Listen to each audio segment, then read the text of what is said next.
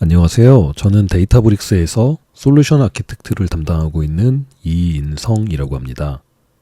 오늘 데이터 앤 AI 프로페셔널 워크숍 시리즈에서는 데이터브릭스 앱스를 사용하여 인프라 관리 복잡성 없이 파이썬 앱을 배포하는 방법을 함께 살펴보도록 하겠습니다.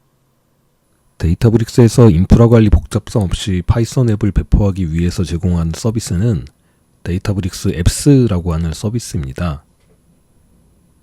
데이터브릭스 앱스는 파이썬 또는 노드.js 앱을 배포하여 서빙하기 위한 가벼운 와스 환경이라고 말씀드릴 수 있습니다.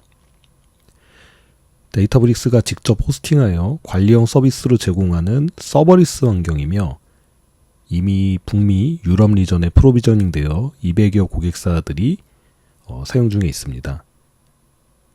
한국 리전에서는 AWS 환경이 8월 초에 프로비저닝이 예정되어 있으며 애저 환경은 그 이후에 프로비저닝 될 계획입니다. 데이터브릭스 앱스는 파이썬이나 노드.js 앱을 단순하게 배포할 수 있는 환경이 아닌 데이터브릭스의 다양한 환경과 또는 데이터브릭스의 다양한 기능들과 통합하여 사용할 수 있는 데이터브릭스 자원을 손쉽게 활용하는 와스 환경이라고 설명드릴 수 있습니다. 데이터브릭스 앱스는 방금 말씀드렸던 것처럼 두 가지 프로그래밍 언어를 지원합니다. 바로 파이썬과 노드.js인데요.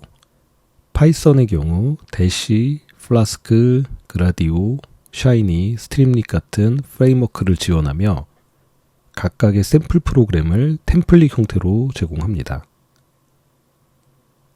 그라디오나 스트림릿을 사용하여 데이터브릭스 데이터를 사용하고 있는 프로토타입 앱을 빠르게 개발해 보실 수가 있습니다.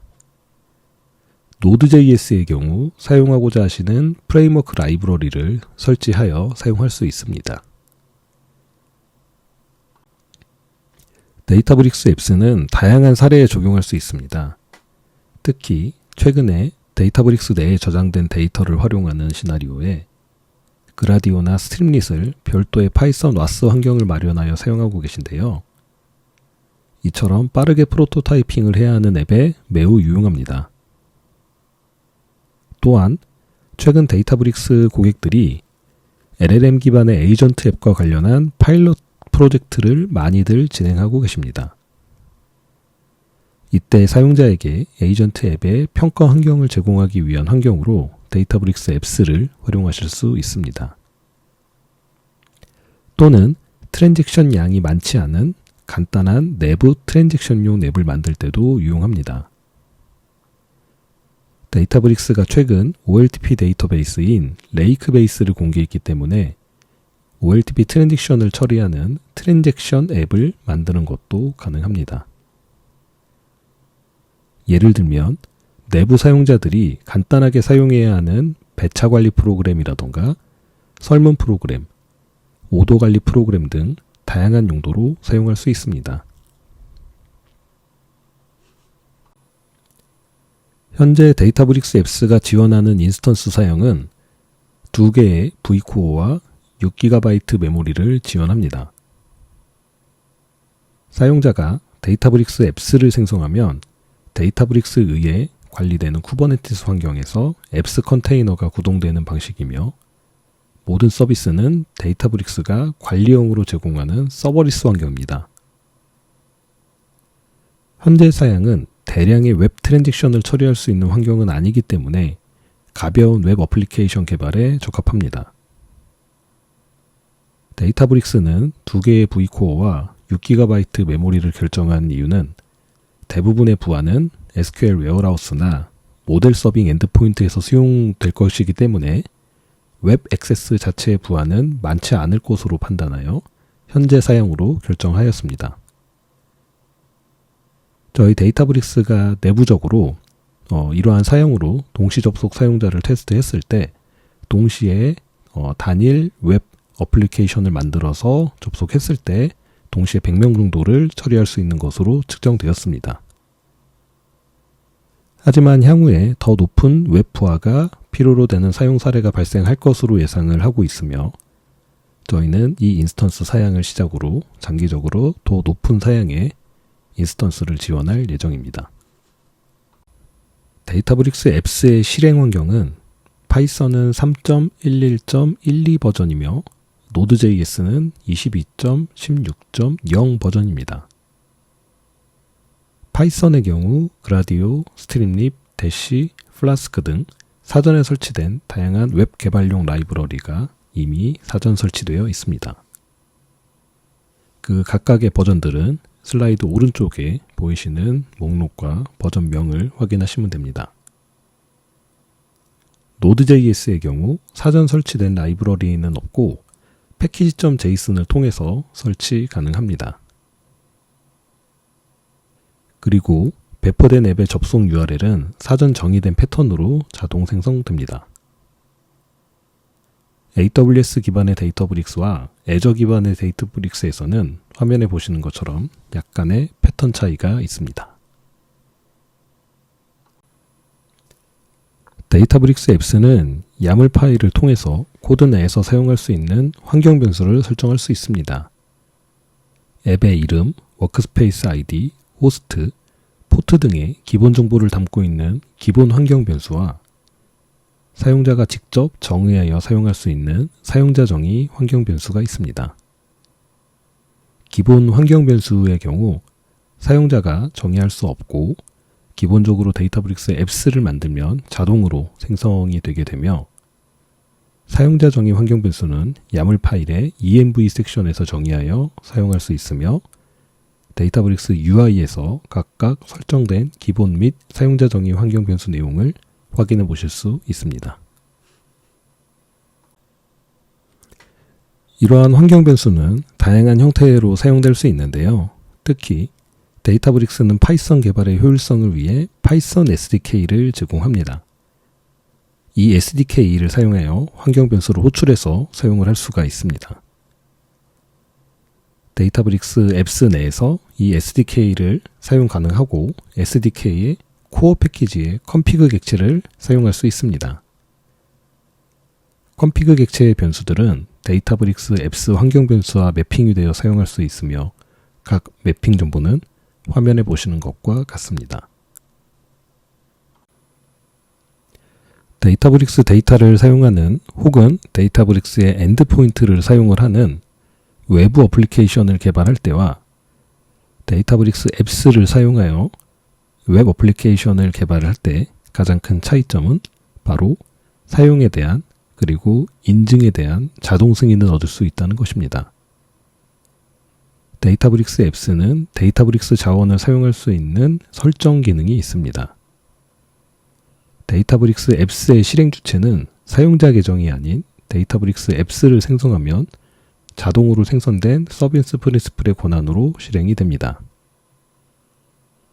데이터브릭스 앱스에 배포되는 앱이 SQL 웨어하우스, 워크플로우 잡, 모델 서빙 등의 자원에 접근할 수 있는 기능과 이 기능들의 사용 권한을 자동으로 생성된 서비스 프린시플에 부여하는 기능을 UI 내에서 설정하실 수 있습니다. 설정된 자원은 파이썬 및 노드.js 코드 내에서 간단하게 오브젝트명으로 호출하여 사용할 수 있으며 별도의 ID, 패스워드, 토큰 등의 인증 정보를 코드 내에 입력할 필요가 없습니다. 지금 화면 오른쪽에 보시는 것처럼 앱스를 생성을 할 때 UI상에서 어떤 리소스를 사용할 건지 그리고 사용자 인증을 어떻게 할 것인지를 직접 정하실 수도 있고 이렇게 배포된 앱에서 이후에 향후의 편집을 통해서 이러한 엔드포인트나 사용자 인증을 다시 수정할 수 있습니다. 데이터브릭스 앱스는 소스 코드가 데이터브릭스 워크스페이스 내에 리포지토리에 존재를 하고 각 파일들은 직접 수정이 가능합니다. 배포된 앱은 자동으로 웹 URL이 생성되며 생성된 URL을 클릭을 하면 데이터브릭스 인증 정보를 바탕으로 배포한 앱스에 접근이 가능해집니다. 화면에 보이시는 것처럼 파이썬의 경우 데이터브릭스 앱스에 배포되는 기본적인 파일은 세 가지입니다. app.py와 app.yaml 파일 그리고 requirement.txt 파일 이렇게 세 개의 파일이 기본적으로 존재해야 합니다. 앱.py의 경우 실제 웹 어플리케이션에 대한 로직과 화면 구성이 포함이 되어 있으며 앱.yaml 파일의 경우 env 섹션과 같은 환경 변수를 정의할 수 있는 정보들이 담기게 됩니다. 마지막으로 requirement.txt 파일은 설치될 파이썬 패키지명과 버전 정보를 저장하게 되어 있습니다. 그러면 실제로 데이터브릭스 SQL 웨어하우스에서 정보를 조회하는 샘플 앱을 만들어 보도록 하겠습니다. 컴퓨팅 메뉴에 들어가시면 오른쪽에 앱이라는 항목이 있습니다. 현재 아무것도 없는데요. 오른쪽 위에 앱 만들기를 클릭을 하시면 데이터브릭스 앱스를 만들 수 있는 환경이 보입니다. 처음부터 사용자가 지정해서 앱을 만들 수도 있고 템플릿을 통해서 만드실 수도 있습니다. 만약 대시로 SQL 웨어하우스에 있는 데이터를 가져오는 앱을 만든다면 SQL 웨어하우스에 대한 리소스를 선택을 하시고 앱의 이름이라든가 인증 정보를 설정을 하시고 설치를 하시면 간단하게 데이터브릭스 앱스 앱이 배포가 되게 됩니다. 배포가 시작되면 컴퓨터가 스타트 중입니다 라고 하는 메시지가 나오는데요. 내부적으로 도커 컨테이너를 띄우는 과정을 거치게 됩니다. 기본적으로 컴퓨팅 환경은 2개의 V코어와 6GB의 메모리를 사용을 하게 됩니다. 배포를 클릭을 하시면 각각의 파일들이 위치한 곳으로 자동으로 이동을 하게 됩니다. requirement.txt 파일을 열어보시면 각각의 사전 설치가 돼야 되는 파이썬 패키지명을 입력하실 수 있고 만약에 버전 명기가 필요하시면 버전도 명기하실 수 있습니다. 앱.yaml 파일을 열어보시면 실행 커맨드와 환경 변수를 입력을 하실 수가 있습니다. 지금은 데이터 웨어하우스 아이디를 입력해 보도록 하겠습니다. 앱.py 파일을 열어보시면 실제로 비즈니스 로직과 SQL 웨어하우스에 접근할 수 있는 다양한 코드들을 보실 수가 있습니다.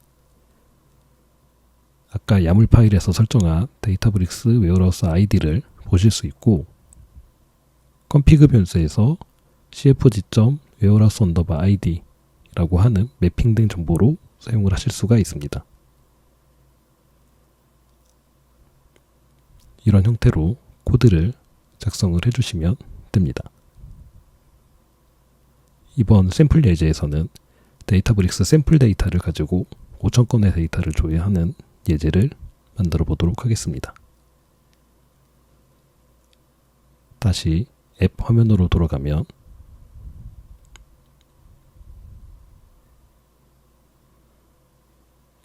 앱이 현재 아직 배포 중인데요. 밑으로 내려가 보시면 지금 보시는 것처럼 워크스페이스에 배포되어 있는 샘플 앱을 내부 로컬 PC에 다운받을 수 있게 하는 명령어가 자동으로 발생되게 됩니다. 그리고 로컬 ID에서 편집한 내용을 다시 데이터브릭스 앱스로 싱크하는 동기화 커맨드도 함께 제공이 되게 됩니다. 이 명령어들을 실행하기 위해서는 사전에 데이터브릭스 CLI가 설치되어 있어야 합니다.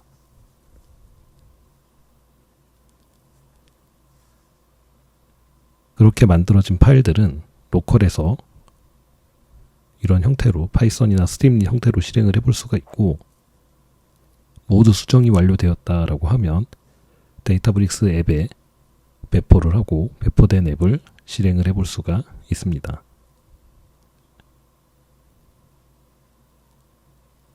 지금 배포가 완료되었음을 확인하실 수가 있고요. 승인 탭에 보시면 자동으로 서비스 프린시플이 하나가 만들어진 것을 볼 수가 있습니다. 이 앱은 이렇게 만들어진 서비스 프린시플을 사용을 해서 각각의 인증을 하게 되고요. 배포는 앞에 보셨던 것처럼 배포가 정상적으로 됐는지 로그를 클릭을 하면 파이썬이나 노드.js 앱이 생성해낸 로그 정보들을 확인을 하실 수가 있습니다. 이렇게 출력된 로그들은 검색을 해보실 수도 있고, 마지막 환경 탭에 가시면 각각의 환경 정보들, 환경 변수들, 파이썬 패키지 등등을 확인해 보실 수가 있습니다. 그리고 만들어진 URL을 클릭을 하시면 실제로 우리가 배포한 샘플 대시 프레임워크로 만들어진 화면을 보실 수가 있습니다. 차트에 있는 정보나 밑에 그리드에 있는 정보는 실제 SQL 웨어하우스에서 샘플 데이터를 조회해서 가져온 정보들입니다. 그러면 이번에는 앱을 중지하고 삭제해 보도록 하겠습니다. 활성화되어 있는 앱을 삭제하기 위해서는 먼저 중지 후 삭제 또는 바로 삭제를 하실 수 있습니다. 이번에는 먼저 중지를 해보도록 하겠습니다. 중지를 하게 되면 약 4에서 5초 정도 뒤에 앱이 중지가 되게 됩니다. 이 상태에서 삭제 메뉴를 선택을 하게 되면 앱이 삭제가 되기 시작합니다. 앱이 삭제되는 과정은 데이터브릭스가 관리하는 쿠버네티스 환경에서 구동되어 있는 데이터브릭스 앱스 컨테이너가 삭제되는 과정을 거치게 됩니다. 앱이 삭제되는 시간에는 약 2에서 3분 정도 시간이 발생한 뒤에 앱이 삭제되게 됩니다. 2, 3분 뒤에 앱이 삭제가 되게 되면 해당 URL로 접근하게 되면 앱이 더 이상 존재하지 않는다라는 메시지를 확인하실 수 있습니다. 지금 보시는 것처럼 앱으로 다시 들어가시면 앱이 삭제되어 더 이상 보이지 않는 것을 확인하실 수 있습니다. 데이터브릭스 앱스는 데이터브릭스 워크스페이스의 리포지토리에서 개발하여 배포할 수 있지만 로컬 IDE에서 코드를 개발하고 데이터브릭스 워크스페이스의 리포지토리에 배포하여 테스트하는 것이 보다 효과적입니다. 로컬 IDE 환경에서 다양한 테스트를 먼저 수행을 하고 데이터브릭스로 배포하는 것이 개발의 속도 측면에서 유리합니다. 먼저 VS 코드나 파이찬과 같은 로컬 PC 환경에서 IDE를 구성을 하시고 그 구성된 환경에서 그라디오나 스트림릿 등의 웹앱을 개발을 하고 먼저 로컬 브라우저에서 로컬호스트로 테스트를 하신 뒤에 앱이 이상이 없는 경우 데이터브릭스 워크스페이스로 코드를 업로드를 하게 됩니다. 업로드 후에 앱을 배포하면 새로운 코드로 앱이 다시 배포되고 그 이후에 앱이 지정된 URL을 통해서 서빙이 되게 됩니다. 이 과정은 데이터브릭스 CLI를 통해 수행할 수도 있고 데이터브릭스 웹 UI를 통해서 매뉴얼 형태로 수행을 할 수도 있습니다.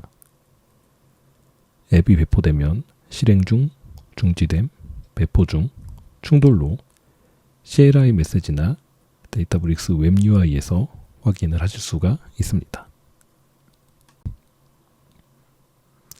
그러면 코드를 배포를 하는 방법을 로컬 IDE를 통해서 해보도록 하겠습니다. 다시 앱 메뉴로 이동한 다음에 앱 만들기 버튼을 클릭을 합니다. 이번에는 스트림릿으로 만들어 보도록 하겠습니다. 간단하게 LLM 모델을 사용을 해서 채팅 프로그램을 만들어 보도록 하겠습니다. 이번 예제에서는 클로드 3.7 소넷을 사용해 보도록 하겠습니다. 앱 인증 범위를 지정을 해주시고 간단하게 앱의 이름과 디스크립션을 설정을 해준 뒤에 앱을 생성해 보도록 하겠습니다. 현재 컴퓨터가 스타트 중입니다라는 메시지와 함께 앱이 배포 중이고요. 소스 코드를 살펴보게 되면 이전에 보셨던 것처럼 app.py, YAML, requirement.txt 파일을 보실 수가 있습니다. 이번에는 모델, 서빙, 엔드포인트를 사용하기 때문에 엔드포인트 환경 변수 정보들을 가져오게 됩니다. 지금 보시는 것처럼 엔드포인트에 쿼리를 해서 LLM 질의를 하게 됩니다.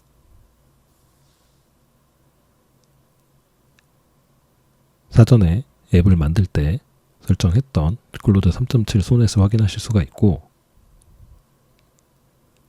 파일 동기화라고 하는 데이터브릭스 CLI가 자동으로 생성되게 됩니다. 이를 복사해서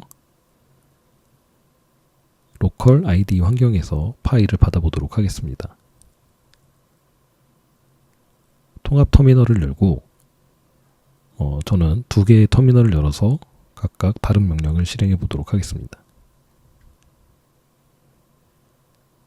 데이터브릭스 워크스페이스 익스포트 dir 커맨드를 수행을 하면 워크스페이스 리포지토리에 있던 파일들을 로컬 ID로 다운받을 수 있게 됩니다.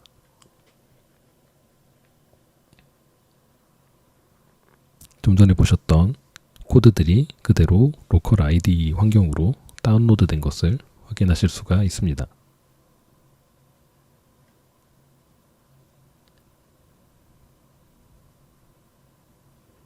그리고 다시 데이터브릭스 앱스 화면으로 돌아가 보도록 하겠습니다. 앱이 아직 시작 중인데요. 앱이 시작되는 동안 다른 커맨드도 테스트를 해보도록 하겠습니다. 이 밑에 있는 커맨드는 로컬 ID에서 수정한 코드를 데이터브릭스 워크스페이스 안에 있는 코드와 싱크시켜주는 그러한 실시간 싱크 커맨드입니다. 만약에 제가 이 코드를 수정을 하고 저장을 하게 되면 데이터브릭스 워크스페이스에서도 자동으로 동기화가 되게 됩니다. 그리고 데이터브릭스 앱스 디플로이 커맨드를 사용을 하게 되면 수정된 코드를 데이터브릭스 앱스에서 배포를 할 수 있게 됩니다. 지금 코드를 수행을 했고 그 수행된 결과가 제이슨 형태로 출력이 되게 됩니다. 지금 코드가 변한 게 없기 때문에 쉽게 성공했음을 알 수가 있고요. 그리고 웹 URL을 클릭을 하면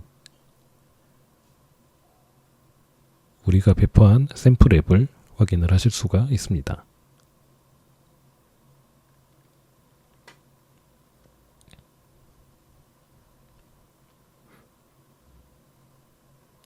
만약에 소스 코드를 수정을 한번 간단하게 해보도록 하겠습니다. 이것은 간단한 챗봇 예제 앱입니다 라고 하는 코드를 수정을 하고 저장을 하게 되면 밑에 보이시는 것처럼 파일을 저장하면 자동으로 싱크가 되게 됩니다. 이 상태에서 데이터브릭스 앱스 디플로이 명령어를 다시 실행을 하게 되면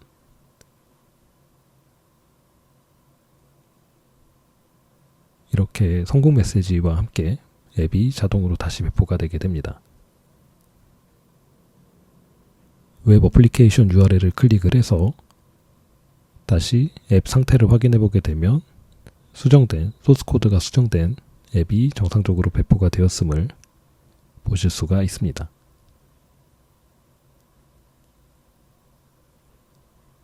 이렇게 코드를 수정을 하고 배포하는 형태를 반복을 해서 프로그램을 완성해 가시면 됩니다. 이렇게 배포된 앱을 한번 테스트해 보도록 하겠습니다. 예를 들면 제가 LLM 모델에 대한민국의 수도는 어디인가요? 라고 하는 질문을 했다라고 하면 LLM 모델은 정상적으로 대답을 할 것입니다. 그런데 만약에 제가 서울의 현재 날씨는 어떤가요? 라고 하는 질문을 한다라고 하면 현재 이 클로드 LLM 엔드포인트에서는 실시간 날씨에 대한 정보를 제공하는 기능이 없습니다. 그렇다면 제가 사전에 만들어 놓은 샘플 코드를 가지고 이 전체 코드를 업데이트를 해보도록 하겠습니다. 코드를 수정을 하고 저장을 하면 다시 자동으로 싱크가 되게 되고요. 이 코드는 아주 간단하게 날씨에 대한 정보, 지역 정보가 입력이 되면 위도와 경도를 자동으로 찾고 날씨 정보를 제공하는 API 서비스에서 실시간으로 날씨 정보를 가져온 뒤에 사용자에게 전달하는 그러한 아주 간단한 앱입니다. 이렇게 수정된 코드를 다시 디플로이를 하게 됩니다. 그러면 다시 수정된 앱을 열어보게 되면은 기존과 똑같이 대한민국의 수도는 어디인가요로 질문을 했을 때 클로드 엔드포인트가 동일하게 답변을 주게 됩니다. 그리고 제가 날씨 정보를 다시 물었을 때 우리가 의도했던 것처럼 API를 통해서 현재 날씨 정보를 가져오는 간단한 앱을 배포하는 형태를 살펴보았습니다. 이렇게 예제에서 보셨던 것처럼 로컬 IDE 환경에서 앱을 개발을 하고 개발된 앱을 데이터브릭스 워크스페이스 리포지토리로 전송을 하고 전송된 코드를 배포를 해서 웹 어플리케이션을 갱신을 하는 예제를 살펴보았습니다. 만약에 이러한 개발 환경을 CI/CD 환경으로 만드셔야 된다라고 하면 데이터브릭스 앱스는 CI/CD를 위해서 긴 레포지토리와 통합하여 사용하실 수 있도록 지원하고 있습니다. 로컬 PC의 IDE에서 개발한 코드를 깃으로 푸시하고 깃에서 싱크 레포를 통해 코드를 자동으로 배포하고 서빙할 수 있는 환경을 구성을 하여 CI/CD 환경을 만드실 수도 있습니다.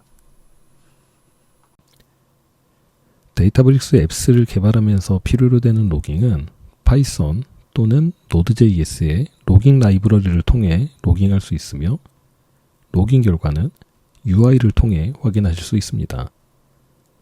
데이터브릭스 UI에서 로깅 정보를 확인할 때 데이터브릭스 시크릿을 사용하여 사용한 민감 정보는 마스킹되어 표시됩니다.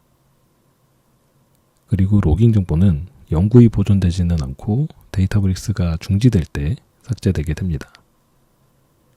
화면 오른쪽에 보시는 것처럼 로깅 라이브러리를 사용을 하시면 로깅된 정보들을 웹 UI에서 확인을 하실 수가 있고 로깅 라이브러리를 사용하지 않더라도 기본적인 로깅 정보들은 모두 로깅이 되게 됩니다. 데이터브릭스 앱스에 접근한 내역은 향후 감사를 위해서 데이터브릭스 시스템 테이블에 자동으로 입력이 되게 됩니다. 어떤 사용자 또는 서비스 프린시플이 어떤 요청을 했고 그 결과가 무엇인지를 확인을 하실 수가 있습니다.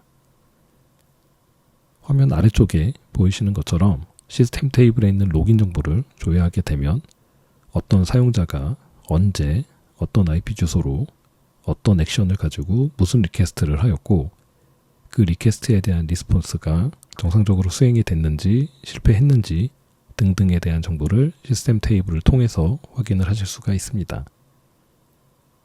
데이터브릭스 시스템 테이블은 이러한 앱스에 대한 로깅 정보뿐만 아니라 전체 시스템 테이블에 대한 업데이트 주기가 실시간은 아닙니다. 정보를 수집하여 배치로 업데이트하기 때문에 업데이트 주기가 일반적으로 2시간 이내에 발생을 하게 됩니다. 마지막으로 데이터브릭스 앱스의 현재 제약사항을 살펴보도록 하겠습니다. 주요 제약사항으로는 배포 가능한 앱의 총 크기는 10MB까지이며 하나의 워크스페이스에서 만들 수 있는 최대 앱스의 수는 100개까지입니다. 앞서 설명드렸던 것처럼 하나의 인스턴스 크기는 2개의 V코어와 6GB 메모리를 지원합니다. 이러한 제약사항은 향후 변경될 수 있기 때문에 데이터브릭스 앱스를 활용하는 시점에 따라서 이러한 제약사항을 다시 확인하실 필요가 있습니다.